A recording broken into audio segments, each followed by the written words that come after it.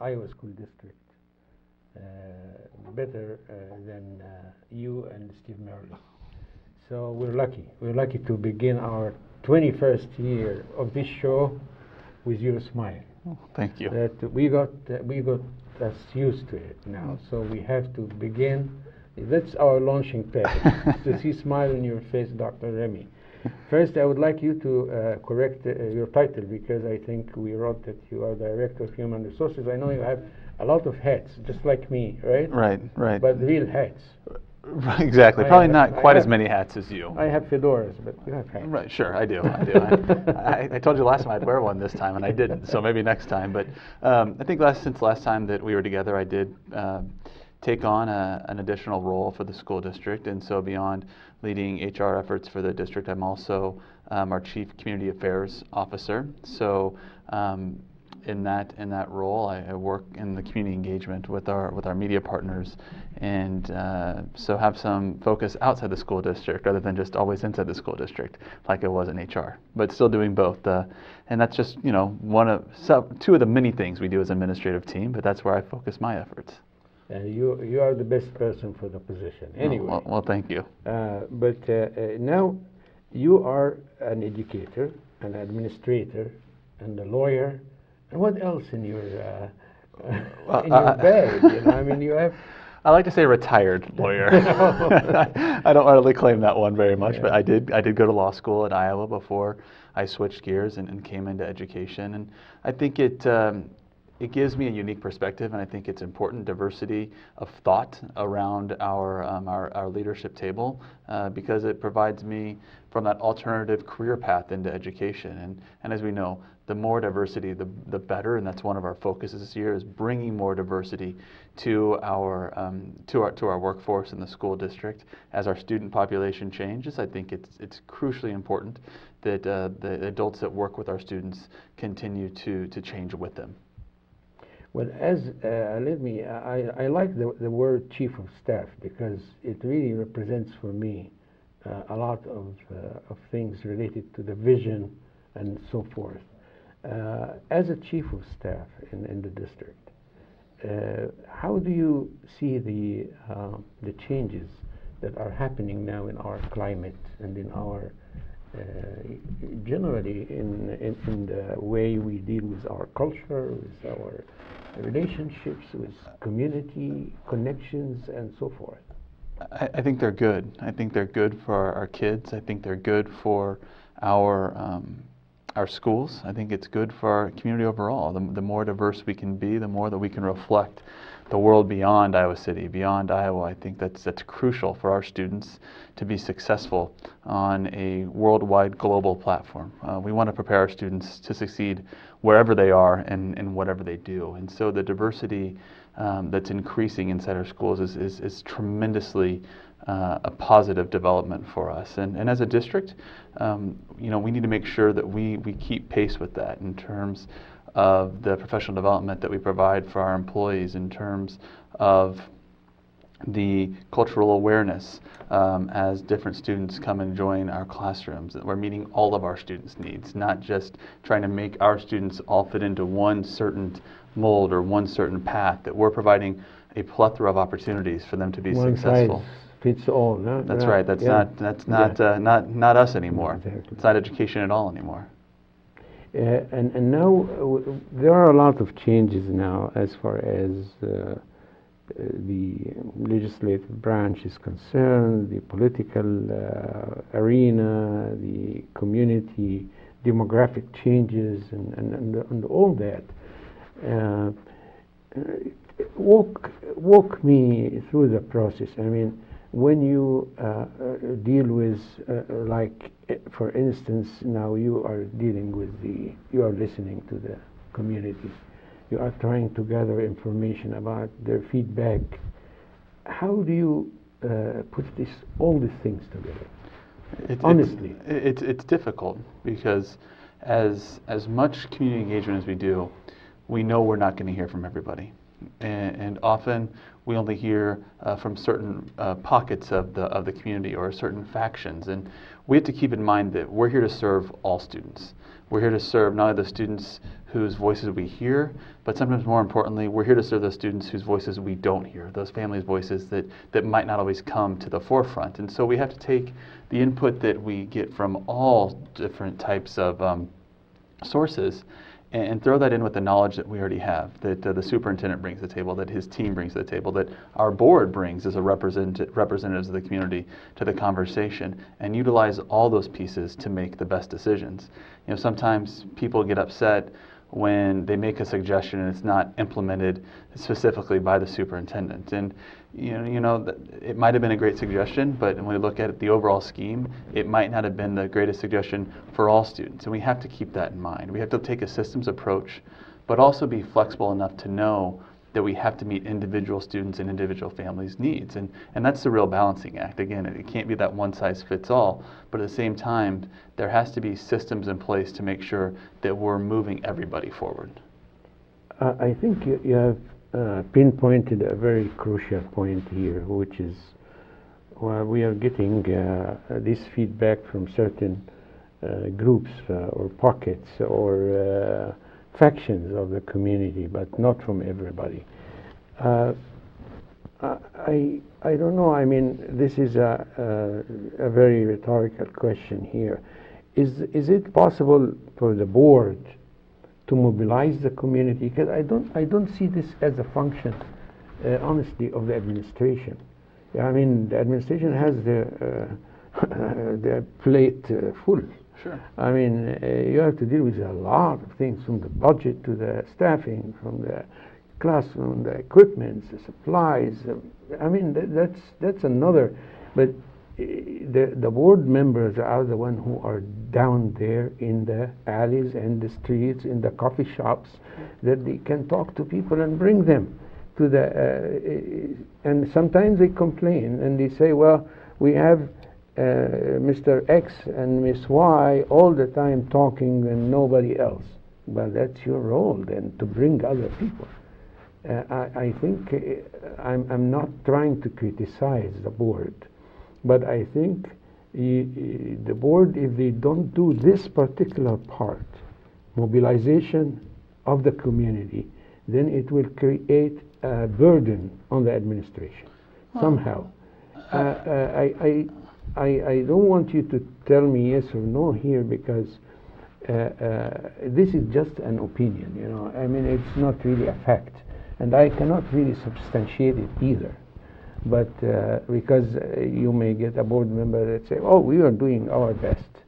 But sometimes people have such an apathy as what's going on.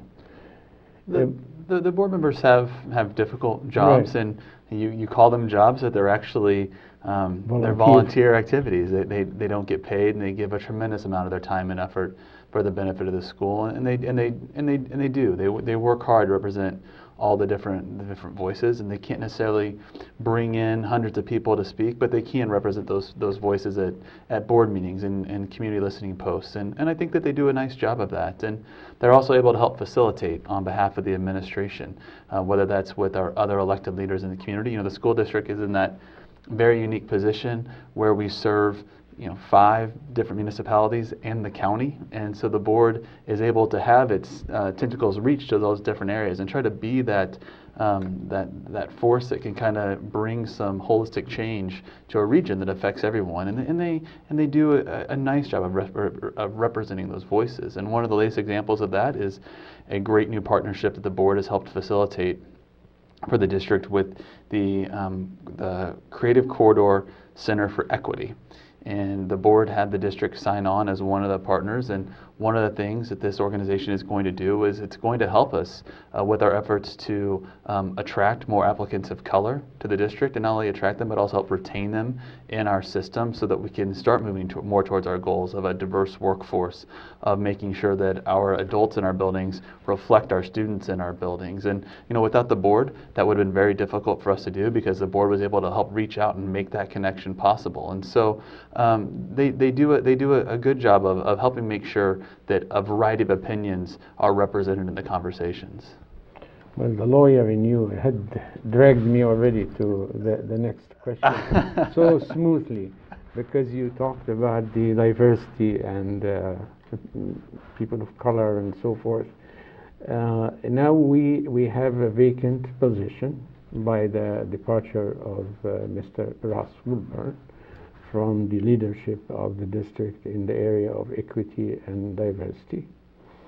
And now you are going to be looking for somebody else to replace this person. And I would like you to use this forum now that maybe somebody didn't even know about it, to invite people to apply. And even someone applies and don't get selected, but at least this can show the willingness of people to participate in your efforts in order to diversify the workforce as well as the community of learners in general. Most definitely. And before I make that pitch, I'd be remiss if I didn't say that we are going to miss Ross tremendously. I mean, he's been a substantial influence not only in the school district but in this community. The first African American mayor in Iowa City, and so his reach, what he's done, the impact he's had on our community goes way beyond the school district. And so those are big shoes for someone to fill. But we must continue on as a school district, and we're looking for great people to come and help us educate our community. And no, you don't necessarily need a background in education. We just want good people, quality individuals that are going to help us make sure that every child in this community learns.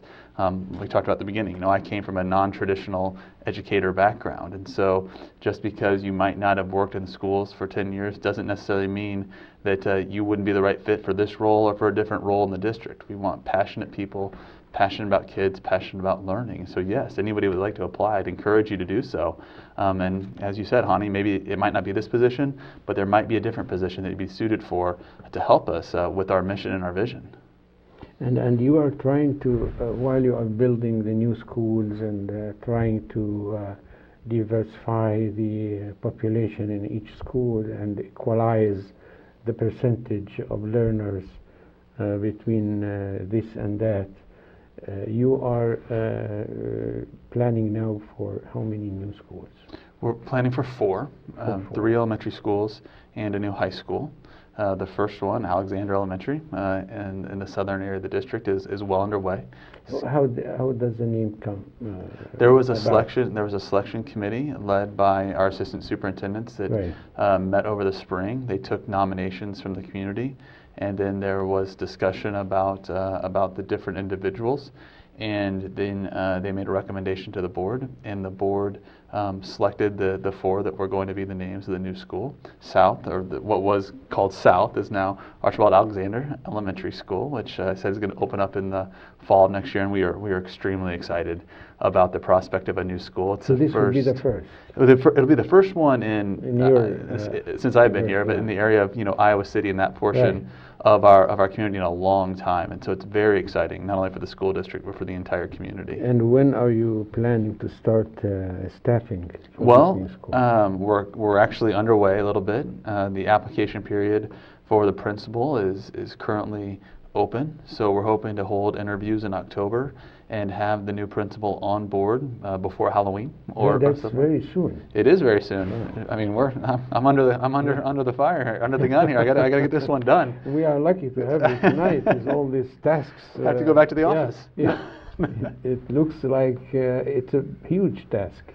Building a new school and staffing a new school. It is, but it's a team effort. Right. From everyone, from our physical plant and our operations department, to our folks on the curriculum and instruction side, to our board that helped us, pave the way to get here, to the HR pieces. I mean, it truly is a team effort, which is one of the great things about being here in Iowa City.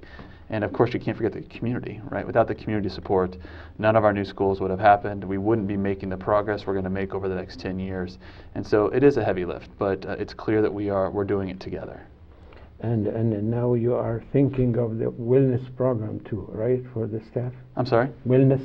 Oh, wellness, yeah. Yes. Well, we've jumped around a little bit, but we talked a little bit about climate and culture. Right. And wellness is something that we've been focused on the second half of last year and now into this year. And we think that employee wellness is crucial for us as an organization.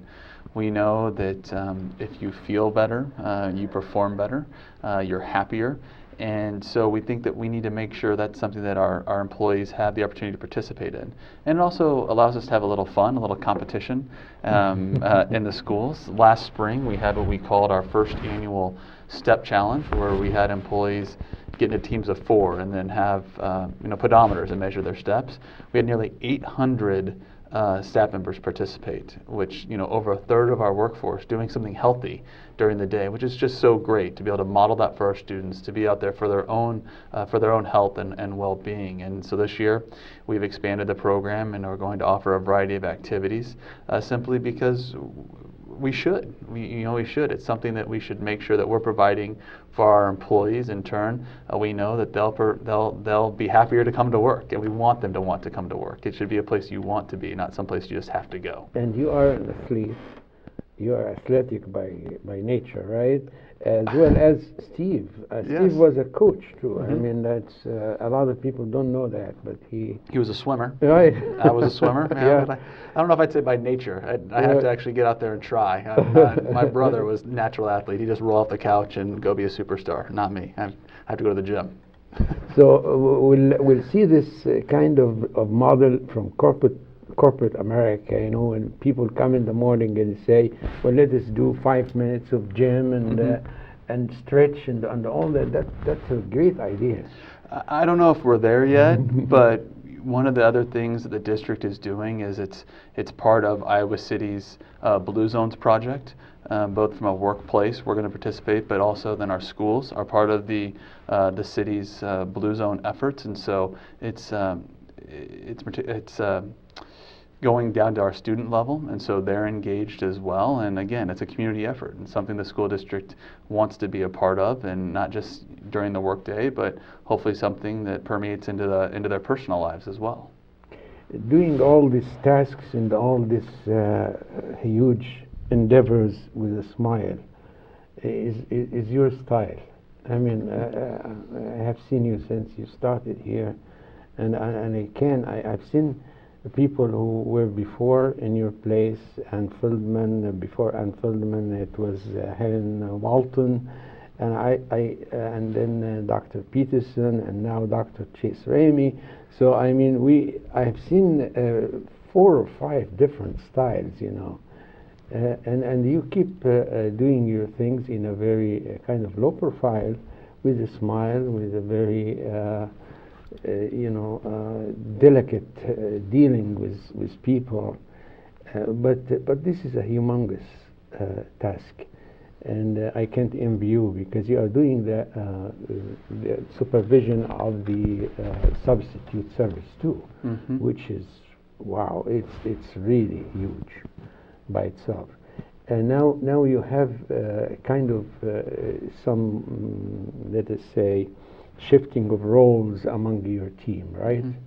Now you have an officer or 2 for the sub-service, and give me sure, I do, and that's why I'm able to smile. I have a great team, and so they're just a tremendous set of individuals. Chris Mead and Lindsay Dietra do a lot of our HR work, and are really those go-to individuals for our staff. You too, right? And then Kira and Brandy are our payroll and benefits, and they do our sub-services as well. And the 4 of them, I couldn't ask for a better set of individuals to work with. They make my job a lot easier. It would be a lot more stressful, and I probably wouldn't be smiling as much if I wasn't surrounded by such great individuals. And then also Kristen Peterson, who used to be in payroll, has moved over and is helping on the community affairs side. And she's just very talented at what she does. And so, those are the folks, like many in our school district, that work so hard every day. And they don't sit here. You see Steve and Becky and David and the principals and I, and they would all tell you the same thing, that we have just a ton of individuals that are so dedicated to our schools and our community that really make our schools go, from our secretaries, our custodians, our teachers, our paras. Everybody in our organization is just so laser focused on making sure our kids achieve that it allows us to wear smiles on our faces because we know our kids are going to be taken care of. And in addition to all this huge list of responsibilities, you you are dealing with the community relationship and public relations too. I wish at one time, that the camera would move a little bit from the table of the board.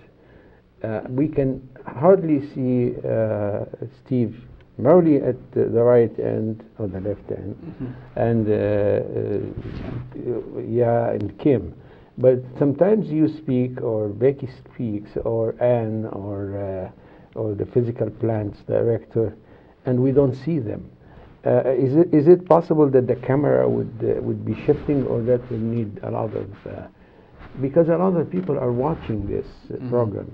We've had a lot of conversations about maybe what the best setup is for the board meeting, but it is a board meeting, and the community deserves to see the Board of Education. And so it was one of those ideas that if we keep the shot as wide as possible, and you can see the board, that allows everybody at home to participate just if they were sitting there in the boardroom, and to be able to see the board as they do their work. Because again, it's a meeting of the board. We're there to provide support and so and you are happy to be behind the curtain. Huh? Now you're being a lawyer. Now you're reading between my statements. Yeah, that's part of being down to earth, as we have known you throughout the whole journey. Now, in your thoughts now, how can the community help the administration with your plans for the future? Well, I think the community needs to continue to do what it's done. The community was very responsive this spring when we had our community engagement about the attendance areas. We had over 1,000 participants at our series of community meetings. We had over 4,000 individual responses to our online platform that asks for information about what people thought about what we were doing. And so that's a great way for them to stay engaged, and to stay engaged at their individual schools. We have a ton of people that like to volunteer and be active, and that's a great thing, is to have the community engaged, because truly the schools are here to serve our community. And so to keep that level of engagement up, to let us know what can be improved, but also to let us know what's going well every once in a while. It's nice to hear where we're doing good work, and to make sure that your voice is heard. Sometimes people don't want to share because they think somebody else is going to share it, but I'd encourage everybody to share their thoughts on any topic, because that way we make sure that their voice is heard and added to the conversation. Because at the end of the day, some people see community affairs and HR as a very odd combination, but I don't, because both are about relationships. My job is to build relationships. It's to build them internally, whether that's between principals and staff, whether that's between the buildings and central office and the community. It's about to help facilitate relationships between different community organizations and the school district. It's one of the most important things. Education is about relationships, and so that's what we try to build. Now, update me about something I'm really, really concerned about, which is the magnet school. Oh, okay. Where are we with this project? I thought you were going to ask about my personal life. So I'm glad to hear the question is about the magnet school. I learned my lesson. We got to be getting close. Yeah. The magnet school is something that has been in conversation for a number of months. The board is very positive about the development of a concept, and they've charged Assistant Superintendent Becky Furlong with putting a team together, or a task force, to look at some different concepts, and she's in the beginning stages of that right now. I believe that she is due to report back to the board either the middle or the end of October about a timeline or kind of some next steps. And so right now she's finalizing her committee. I'm going to sit on that committee with her, and then we're looking for participants from the community. And so we're getting a list of those individuals together, probably some in the neighborhood of 8 to 10, that will help us really dive deep into this idea of a magnet school, or this portfolio of schools idea, and see where a magnet school could fit in to what we're doing here in Iowa City. And so it's an exciting time. We have new schools opening up. We're looking at new educational concepts that we could bring to the community. And so it's still in its infancy. And so it's something that's going to happen overnight. But the train is definitely moving down the track on it. Well, I think you have already achieved a lot, at least in promoting the idea of exploring, let me put it this way, of exploring the possibility of a magnet school, because the community here used to be very much against the idea. I have never understood why, but that's from my experience during the last 25 years, writing articles about magnet schools, trying to promote the idea, and we failed to sell the idea. And of course, whenever it's mentioned on the board, I feel delighted to hear that it never died. It's still there, and people looking forward to it as a possibility, you know. So we definitely would like you to succeed in whatever the decision would be, yes or no. But at least we explored it, and that's probably the most important thing. Dr. Ramey, I don't know how to thank you. You have been tremendous support for us here, for this program in particular, and thank you for inviting us to speak to your staff, Sure. Principals and associate principals, assistant principals, and the people who are running the show. And we are delighted to have John Karoff, the father of this show, and Michael Peterson, starting their 21st year with us. And that's by itself is a great achievement. And would like to keep them 20 more. So with your help, I think we are achieving a lot. And thank you very much for everything you do, whether in the school district vision or in doing the little details of running the everyday work, filling the classrooms with teachers all the time, providing them with supplies. You have been tremendous, effective leader. And thank you very, very much. Well, thank you. I greatly appreciate that. And I greatly appreciate your all support Thank you. of what we do. Thank you very much, Doctor. Thanks. Yeah.